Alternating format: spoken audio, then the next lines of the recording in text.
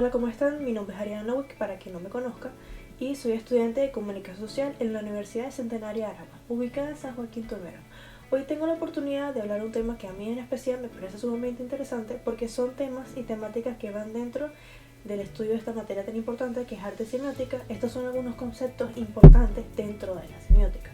Primeramente, cabe destacar que la semiótica es esa ciencia humana que estudia el significado de las cosas. Es que es ambiguo. El significado de la semiótica es ambiguo, pero en esta oportunidad vamos a hablar de algunos elementos principales dentro de este estudio, que es los signos, los tipos de signos, cómo se clasifica la semiótica, qué es signo interpretante, entre otros aspectos que son elementos bastante importantes dentro de este concepto. Como les dije, primeramente vamos a hablar sobre los signos, que son una parte completamente fundamental dentro del estudio de la semiótica. Primeramente vamos a hablar de los signos, pero principalmente los signos están en todas partes, a nuestro alrededor. Gracias a ellos podemos manejar la información tan compleja que manejamos hoy en día. Si bien los signos se encuentran en todos lados, los seres vivos se comunican, pero tan solo los seres humanos y algunos animales son capaces de comprender y elaborar estos signos. Esto principalmente se refiere a las cosas que se encuentran ausentes. Los signos son todos esos elementos que el humano utiliza para denominar un elemento en específico que esté a su alrededor, sea una señalización en la autopista o un gesto con la mano. Principalmente se le denomina un signo desde una perspectiva general a aquellas entidades o fenómenos con los que podemos representar o sustituir algo, un referente en específico. Generalmente un signo es prácticamente todo lo que rodea nuestra vida es un signo, desde señales, como dije anteriormente, señales de tráfico, gestos con la mano. Ya teniendo en cuenta lo que es un signo exactamente, ahora vamos a hablar de su clasificación, y en esto nos vamos a guiar en algunas teorías del estadounidense Charles Peirce, que fue un teórico bastante destacado en el estudio de la semiótica. Que los signos se pueden clasificar en tres, dependiendo de cómo sea la relación entre ellos mismos: significado, significante, etc. Primeramente tenemos al símbolo.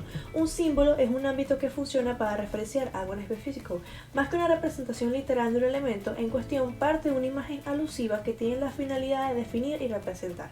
El símbolo requiere de un conocimiento previo al tema y para que su explicación sea comprendida cabalmente. Lo que realmente es un símbolo aquí explica exactamente que para que entender un símbolo se tiene que tener la imagen previa en la cabeza. Simplemente es la representación de algo bastante importante en la vida de nosotros. Ahora vamos a hablar sobre otra clasificación, que sería el icono. A diferencia del símbolo, un icono se trata de la representación más literal de un elemento en sí. Es algo como la representación tal cual y textual de un ámbito. Al ser universal, es más fácil comprenderlo por un mayor número de diferentes personas en diferentes contextos culturales.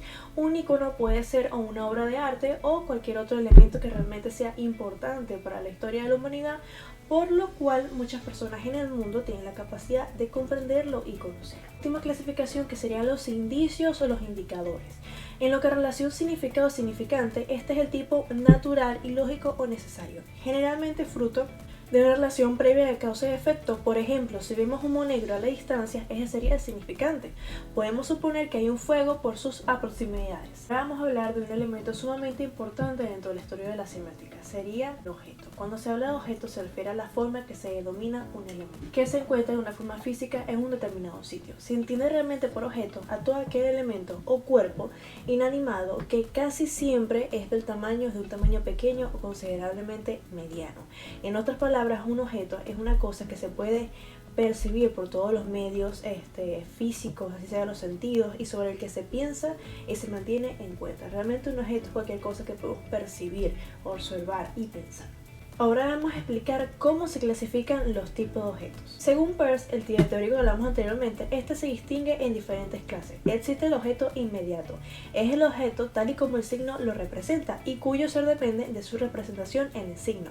Está dentro del signo y es el aspecto del signo lo que lo hace apropiado para representar al objeto dinámico u objeto extrasemiótico. Ahora tenemos el objeto dinámico, que es la realidad en sí misma, que por diversos medios logra determinar al signo para que éste represente. Para que caso un interpretante similar al mismo, es el último o el primero eslabón de proceso sígnico en su origen del significado externo, denotado por el signo. Dentro del estudio de la semiótica, el interpretante es un concepto bastante representativo de este elemento. Primeramente, se tiene por interpretante a ese primer efecto significado que tenemos después de reconocer un signo. Este puede ser de tres clases: un sentimiento, una reacción o un pensamiento lógico. El tema del interpretante se relaciona pues con el sentido. El interpretante es relacionado con el sentido, ya que esta es una norma social o un ámbito colectivo ya preinstalado en la subconsciente de las personas, y la determinación aquí de ahora de una mente que interiorice esta norma. En la primera concepción se vincula al signo, su objeto de manera abstracta, instituida en la segunda. Lo hace de manera concreta aquí y ahora y en el acto. La triada que queda constituida a partir del momento en que aparece una última como una particularidad de la primera. Ahora vamos a definir los tipos de interpretantes. Existen tres clases de interpretantes. Podemos hablar de las tres clases de interpretantes, que sería el interpretante inmediato, interpretante dinámico e interpretante final. Y desde el punto de vista del receptor o el intérprete los denominamos como el interpretante afectivo, el interpretante energético y el interpretante lógico. Primeramente vamos a explicar el interpretante inmediato. Este es el representado o significado en el signo. Es perceptivo, toma en cuenta no solo el objeto inmediato, consiste en distinguir algo como distinto en la existencia de la primeralidad de la emoción de la sensación. 5 sentidos. Es el efecto que nos produce una imagen traumática o un icono gastronómico, dirigido a nuestras sensaciones, nuestros sentimientos y nuestros pensamientos, ante todo tipo de verbalización. Luego tenemos el otro tipo de interpretante, que sería el interpretante dinámico. Este es un interpretante factual, en efecto, que tiene distintos grados de vivacidad, y esta vivacidad implica una conmoción, una reacción y una acción entre nuestra alma y el estímulo. Tenemos la conciencia, que es una extensión de la conciencia, es la sensación de la resistencia de un hecho exterior. Estamos a nivel de la segundidad, es el efecto real producido por el espíritu por un signo, para luego encontrarnos con el intérprete final, que se le llama también el intérprete sistemático.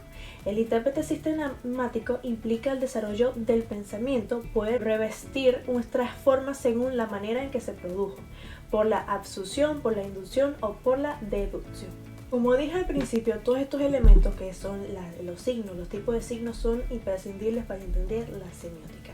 Pero en este sentido vamos a hablar de las semióticas particulares.